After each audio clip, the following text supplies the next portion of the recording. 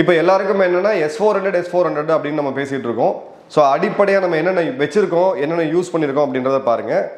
First layer அப்படிம்பாங்க. இந்த first லேயர்ன்றது 2 கிலோமீட்டர்லேருந்து 5 kilometre தூரம் வரைக்கும் இந்த இடத்துல நம்ம மேன் பேட்ஸ் யூஸ் பண்ணுவோம். ஷோல்டரில் வச்சு ஃபயர் பண்ணக்கூடிய கன்னு, இல்லை லாங் ரேஞ்சு கொஞ்சம் தூரமாக சுடக்கூடிய வெப்பன்ஸ், ஆட்டோமேட்டட் ரைஃபிள்ஸு. பட் இதில் இந்தியா உலகத்திலே யாருமே நினச்சி பார்க்க முடியாத விஷயத்தை வச்சு பண்ணியிருக்காங்க. நீங்கள் திரையில் பார்க்கக்கூடிய L70 சால்டம் அப்படின்ற இந்த கன் நான் 2005 ராணுவத்தில் இருக்கும்போது ஒரு முறை இதை நான் பயன்படுத்தியிருக்கிறோம் பயிற்சிக்காக. இது 1970களில் பயன்படுத்தப்பட்டது.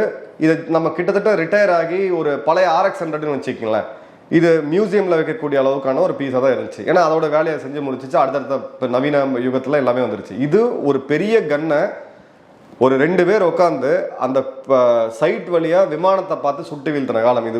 உலகப்போர் 2 அந்த டைம்லலாம் பார்த்தீங்கன்னா ரொம்ப எஃபெக்டிவாக யூஸ் பண்ணாங்க.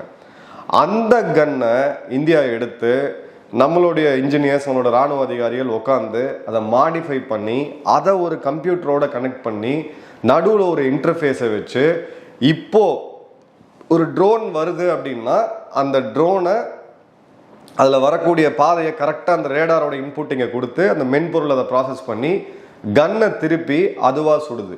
நேற்று நீங்கள் நைட்டை பார்த்த வீடியோஸில் அந்த ஒரு லைட் மாதிரி வருது பார்த்தீங்களா, அது விமானமோ இதுவோ கிடையாது. அது பேர் ட்ரேசர் ரவுண்ட் அப்படின்னு சொல்லுவாங்க. அந்த கன் கரெக்டாக சுடுதா இல்லையா அப்படின்றத நடுவில் ஒரு நெருப்பை மட்டும் கக்கக்கூடிய ஒரு தோட்டாவை அனுப்புவாங்க.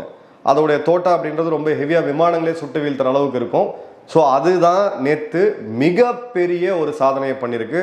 உலகத்தில் எந்த இராணுவமே பண்ண முடியாது. ஒரு பழைய RX-100 எடுத்து வச்சு இன்னைக்கு இருக்கக்கூடிய ஒரு லேட்டஸ்ட் நீங்கள் ட்ரோனை சுட்டு வீழ்த்துறீங்க அப்படின்னா அது எவ்வளோ பெரிய ஒரு சாதனைன்னு பாருங்கள்.